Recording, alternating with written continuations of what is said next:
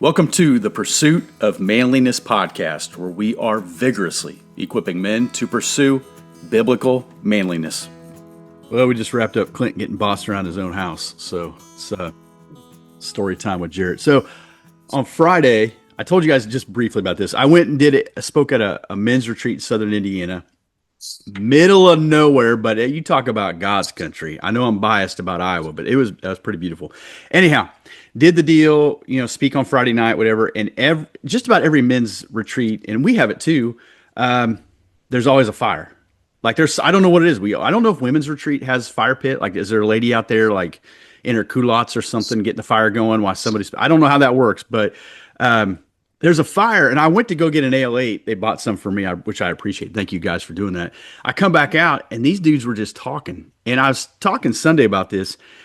They just were talking spiritual things in life. It wasn't like checking the scores. It wasn't really politics. It wasn't complaining about culture. I mean, it was remarkable. My first thought was, this is like a tribe Zoom call face to face. It was really good. And they all shared and they all kind of listened to, I didn't say a word. I was just kind of eavesdropping on the whole thing. But I thought about that all the way home, and I've been talking about it really since. Like, there's just something about like when guys get around a fire pit. I don't care if it's in your backyard, if it's in the middle of nowhere, if you're on camping trip, hiking trip, whatever. Have you guys done? I mean, we do it at the retreat, right? Like, we try to. There's a lot of people there. I understand we have 100 and some people out there in that yard, but I think men are drawn to a fire, a literal fire and a spiritual fire. When a guy's on fire for the Lord, like, people are going to notice. You're going to burn bright and you're going to be a light for Jesus. But what is it about a fire that just makes men become open or honest or whatever? I think it's so rare these days to have a place where there's no noise. Because number one, you always got your phone in front of you, or we're sitting in front of a computer. I think in yesteryear, the front porch might have been a place where people would congregate to, and there wouldn't have been phones. Tracy Lawrence has a song, "If the world had a front porch," we'd have less problems. And so I think there's just something about getting the noise turned off. You're outside, fire's burning, and there's something authentic about that, to where you're not talking about the worldly things, and you can be your authentic self and just kind of lay it all out forward. And especially if you put it in the context of a men's retreat at a church, I think that's going to lend itself to conversations about Jesus. But I think it starts first just getting the noise turned off, so you can just kind of be as you were. Do you think? Go ahead, Clint. One of my favorite memories so far of the very first men's retreat was the first night. There was only what was it? Maybe 6 to 8 people that ended up going over to Jarrett's house in the backyard. We had a little fire. Patrick was sitting to the left of me. Jarrett was sitting to the right of me. And, we knew each other from Zoom, but this is the first time we met each other in person just a couple of hours ago. And we just sat there for hours just talking. And it was like a high school reunion. I mean, it was something I never experienced before, with guys that I just knew from, this men's group online. Yeah, I think it's just getting that quiet, turning the noise off. There's something about that crackling of that fire. Every now and then you throw in a good cigar for the guys who like cigars, and people start to open up, and it's something else. I think I think it might speak to just how simple we really are, and just the authenticity of, like, nobody wants to be the guy sitting around a fire, excuse me, that's looking on his phone. Now, if you move into the fellowship hall and you look into the corners, there's going to be some clumps of men on their phones, and they're not always doing checking important things like work emails. I mean, a lot of time it's just passing time until their wife gets done and they're ready to go home. But when you sit around a fire with a bunch of men, and I think this goes, like Rob was saying, when we're talking about Jesus and we're talking about regular old earthly things, um, there's nothing really to hide behind, I guess. There's a level of authenticity of, I can think back, and this was pre-Jesus, but I can think back on some really deep conversations I've had just sitting around a fire with people that I wasn't all that close with. I don't know if the fire brought something out of me or if it was just, I can't speak to it, but I think there's just, and two, I think men, are they're not the best versions of themselves when their manhood is being, when we sit around a fire, everybody wants to be the one that can tend to it. Everybody wants to know everybody to know that, like, hey, if need be, I can handle this thing. I can stoke it up, I can make it big, I can put it out probably with my hands. And then when we get that community feel of, I guess, just um, wanting to be the best versions of ourselves, I feel like we're more likely to talk about things that we wouldn't talk about, driving down the road or sitting around a table. There's a guy, I can't remember his name. I've seen him on Instagram. He was on I heard him on another podcast one time, but he talks about the old ways and Mhm. the old ways of doing things and stuff. And it makes me think about that with the fire. Uh, back in the old days, back in biblical times, just recently, back in the cowboy days, that's where you go. That's where men went to talk. I think the more and more we go back to the old ways, the simpler, the less stuff that we have, um, life just gets more simpler, and it allows us to be what we need to be and connect with people. Yeah, I think maybe subconsciously there's an element of primal to it. Not to sound like Liver King, but I mean, like you said, the old way. I think Isaiah talks about, stand and look at the old ways, and and the idea of like learning from what has already happened. Are you talking about the guy that's like the old way is better guy or something like that? Or I'm offended. Clint listens to another podcast, but nevertheless, I think there's something about it like it's a calming environment because you're right. Like if I go in the house, we're recording this on a Monday. There's Monday night. There's two actually Monday night football games. So we'll have the TV on. So you got noise and you got the maybe the microwaves going or someone else has got something going on their phone. There's so much, and when you get an environment, it just kind of slows everything down. And I'm wondering if it doesn't, somehow. Yes, there's always fire critics. Everybody thinks they could do the fire better. If you've ever watched that happen, it's remarkable to watch people who are analyzing the fire starter guy. But I think for everyone else, I think it reduces your stress a little bit. Like you just stare at the embers, you just stare at the fire and the smoke, and maybe that calming effect makes you more like maybe your defenses are down. You feel a little more. I don't know. Maybe the reducing of stress might allow you to trust one. It's usually dark, right? So there's not a lot of awkward eye contact, So you kind of get that fire as the light in the center. But I've been in those situations where I know the first time we took a tribe trip like Slade, Kentucky, some of the conversations that happened around a fire, I don't think they would have happened if we were sitting around a kitchen table in a cabin. I don't, I think it would have been almost forcing some of that. So I don't know. Maybe it is that stress reducing piece to it, or the old way, doing something that maybe is ingrained in us and we didn't even realize it. I think Prince, onto something with just simpler times because I don't think there's probably a man listening to this who's praying right now. I want more complexity in my life. Like I want more noise, and I want it to be more complicated than it is right now. But there's probably a lot of prayers for simplicity. And I mean, I've been praying a lot just for peace, and that's what I feel like is lacking. Is just it's peace, and I think to some extent that fire can kind of be that. When you're sitting around it, you don't have to talk. You can just stare at it.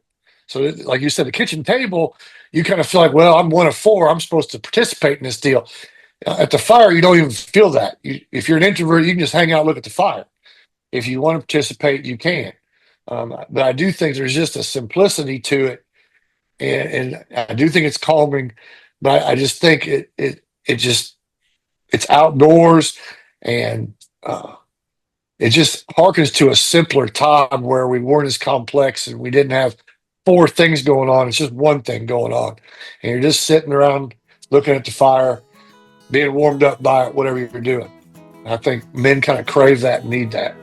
Men, I want to remind you that the Tuesday podcast is sponsored by Darkwater Woodwork, darkwaterkc.com. You visit the link in the show notes. It's the last link listed. You visit that link, it lets Doug know you are coming to his site because you heard about him through this podcast. I just pulled up the site. I looked at some of the scents that he currently has available. He has Old Fashioned, cinnamon cedar, teakwood coffee, vanilla tobacco, and the newest one, Stormfront. Again, click the link in the show notes. Use the discount code, save money on your next order.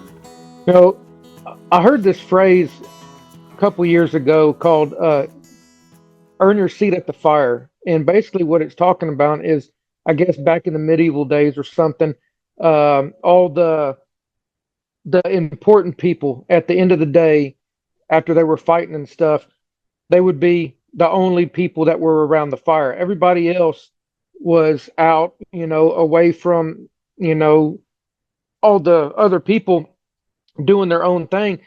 And if you fought hard, if you did something good during the battle, then you basically earned your seat at the fire. That's where the good food was. That's where the important people were. The warmth of the night was there because you were next to the fire. All the good stuff happened around the fire back then. So I try to do that sometimes, tell myself, hey, before you go lay down, before you earn your seat at the fire tonight, you need to get these things done around the house. You need to do this, do that, basically work hard so you can rest around the fire at nighttime. I think there's something too where I was just thinking this as you guys are talking, where one, if you've ever had like a church bonfire, it's not the same. Like, when there's jacking around and, marshmallows and, all that stuff. I don't know what it is. It's about the company around the fire, and I don't know if it has to be all guys, but I do think there's something different because we got this focal point that we're all sort of, it's almost like the TV in the center. And for a moment, or at least in that scenario, it almost feels essential to have a fire. Even if you have a cabin or a church or, that was one of the nicest church camps I've ever set foot on. So we had a very nice place to go sleep. But when you leave the fire, like when I go get an ale 8 or something, you come back, you feel outside the fire, right? Like when you see the silhouettes of everybody around it, there's something about the proximity, I think, of being in that circle, whether it's benches, camping chairs, sitting on the ground, whatever. And when you're out of it, you kind of feel out of it, And I think that's maybe something you're saying there, Clint, like earning your seat at the fire. Maybe there's something just ingrained in men in general of feeling like we've earned the right to sit there, even if, as Rob said, even if we're not saying anything. I think sitting around a fire, men are just attracted to a fire. Kind of like whenever I put my tailgate down at the men's retreat, for whatever reason, you'll get 50 guys all of a sudden bombard my truck, and then I can't go anywhere. I can't get anything and stuff.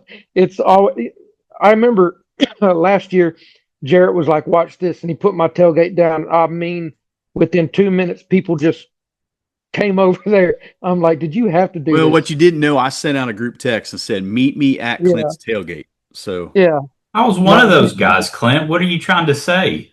I don't know. Hashtag humble brag. You know what I'm saying? Right. How about this? I know he's camping in the back of his truck this year. So meet at Clint's tailgate if you're coming to the retreat at any time of the day, night, whatever. You meet at Clint's tailgate. Right whenever it's time for me to go to sleep, my tailgate goes down. Then everybody's talking. We use WhatsApp to communicate and said, come on over. It's time. He's got all the ale. I just put the cooler of ale 8s right in front of his truck. It's a magnet. I think like we can do things like you were saying, Luke, like if you're in the fellowship hall or if you're in the coffee shop of your church or wherever you're at, it's so easy to pull up your phone and mindlessly scroll, even if you're doing it out of, awkwardness or insecurity or whatever. I think there's an element of like, I don't like the word ritual, but like brotherhood, we talk about tribe a lot. Like there's a circle of trust when you're in there. Again, you see the silhouettes on the outside and then you feel like you belong to something. Because in that circle, I felt like there was probably a couple guys in there that shared that maybe didn't share. I remember being on that one tribe hike, Clint. You were there, and somebody shared something, and they had a son on the trip who said, "I've never heard that story." Now that son is probably 18 at the time, 19. Yep. I don't know. And there again, there's a father son moment happening just because we were outside, and it was so stinking cold. So we were within like 6 inches of the fire. But I just think God ingrains that in us somewhere. I don't know. And again, I don't know if ladies do that. Ladies, send me an email if you want. I don't care. I don't know. I don't know if they watch a Beth Moore video and then go out and stand around a fire and drink tea or what. But we don't need anything. I mean, honestly, it felt like that night. Like we did not need anything else. Like you have that, you were sufficient. So just a thought. I don't know. I think it's why a lot of groups, men's retreats, every men's group I've ever been affiliated with to visit your church, whatever. I think there's always been a fire on there at some point. Unfortunately, a lot of these events happen in August, so the fire is a little daunting. But I don't know. But we'll have one this year too. So, but spiritually speaking, go ahead, Clint. I was just going to say, hopefully, the weather's better this year, and we can have that fire and have all them people out there. Well, again, like we've said before, men connect where men connect. One of the reasons why this exists in the garage is because I have 3 kids and no space for dad in there. But the other part is because Clint's tailgate, standing in a garage, leaning against a truck bed, whatever. Like we just connect in certain spaces better than other spaces. Not that you need to have your men's ministry on someone's tailgate, but I think there's something about getting guys in their environment. And when we do that, like the defenses start to come down and good things happen. We just got done with a men's retreat at church, and we had a fire there. And it's like what you said. I saw people that I don't think have ever spoken to each other at church. They see each other in the lobby probably every weekend, probably never said more than hello. And they were having some real conversations. I had a 2-hour conversation in front of the fire, 2 Saturdays ago and I promise you that man wouldn't have shared the things that he shared. And he knows as an elder of the church that he could schedule lunch with me anytime or call me up on the phone, text me, whatever. But he felt in that environment that was the time to be able to let loose of some things. And I think there's just something to it that like I said, maybe it's just being outdoors. I don't know, but there is something to it that I do think we have to think about when we're trying to connect with other men. Well, again, it's not like you're sitting in a folding chair or shoulder to shoulder. I don't know. As I was driving home, I was just thinking about it. And again, I shared it and I told my wife about it. And I was just taken back again, I don't know this group. They were some of the best humans I run up on. But one of the things that I do think kind of set the tone, and I might be remembering this wrong, but when I walked away and came back, the pastor was telling a story where he was not the hero. That's for sure. And he was openly admitting that, like, boy, I really dropped the ball on this. And I don't even know what led to him telling that story, but he wasn't the hero. And there was a massive dose of humility in it. And he gave credit to somebody else. And I just wonder if that isn't part of it too. Like when leaders lead, like we talk about being men of presence, we talk about, adding value to wherever environment you're at.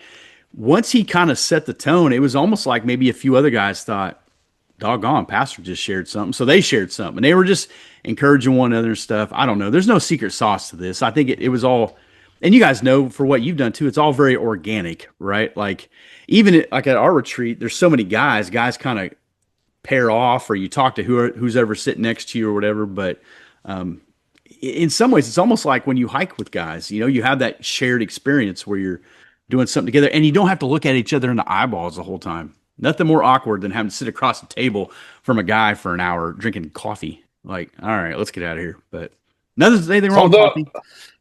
Fair enough. On the hike, though, you can get pinned down with a dude that talks about a sports team that's never been good, and he gets you for about an hour and a half, and you learn about the whole history of a team that's never won 5 games. But what are you going to do? I was trying to get you to understand Iowa's offense and how they can't get a quarterback to throw the ball 7 yards in the air. Hey, between the 4 of us, this year's code word, if you get hemmed up for a long time, is tippy toe. We'll come running and get you out of the situation.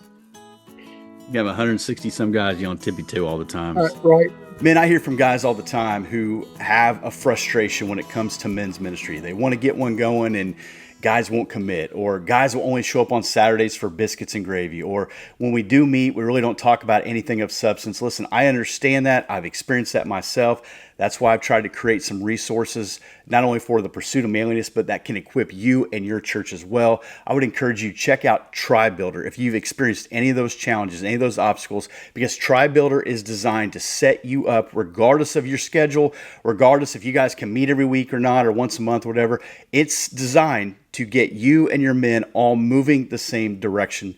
We're going to talk about being spiritually sound, mentally strong, relationally established, and physically fit. During those 12 weeks, you're going to look at all 4 of those components. In addition to that, you get a Tribe Builder 3x5 flag, double-sided, of course. You're going to get some PDF files, some JPEG files, some PNG files. These are files that you can use to customize specifically for your church, your bulletin, your social media, whatever. I'll work with you. I'll get your church logo on there, or your font or color scheme, or whatever you need to make sure it fits you. I want to set you up to win, whether you meet in a garage, a church, someone's parking lot, whatever. Check out Tribe Builder. Link is in the show notes.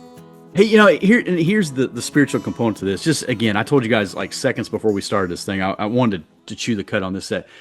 I think spiritually it's the same exact thing. When there's a fire kindled in somebody, and I know we've been talking about Matthew 5, and we'll get to that here, I hope, in a second. Don't you think there's something about that too? Like when a guy's on fire for the Lord, people notice, like they're drawn to it, and there's a trust factor to it, and it's not fake. Nobody sits around a fake fire. There's no electric fire out in the middle. Like, that's weird. But there's something about the genuineness of someone that knows how to kindle kind of that spiritual fire in their life. And I think something I'm trying to work on here, man. It's easy to get fired up about stuff, but it's hard to kind of maintain that. And you got to get around people who help you with that kindling. I think that's just it. Too many guys try to do that alone. So then you're the only source of fuel to the fire. And and we've talked about this before in other contexts. Satan loves to isolate you, or when you're isolated, you're a prime target. So that's one reason to kindle our fires. We need each other. That's Jared, I think you're good about tell us some good news from time to time. I think to hear the stories where God's moved in other men's lives, it gets you that little bit of fuel to go, okay, let's work one more day for the Lord. Ride for the brand. I think, but you need other brothers that are pulling the wagon in the same direction. Otherwise, you're going to grow weary or be really susceptible to the attacks of Satan that are going to try to frustrate you and beat you down to where you become ineffective and you go back to the sideline where you were before. Yeah, you can't have a fire with just one stick. I mean, you can, but it's going to be very small. It's going to go out quick. That's why we need, we always talk about community in this, because, you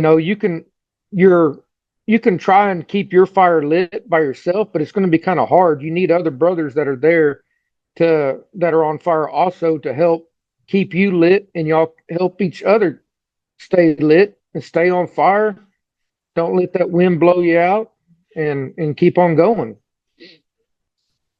I think there's a proximity effect of it too, like that.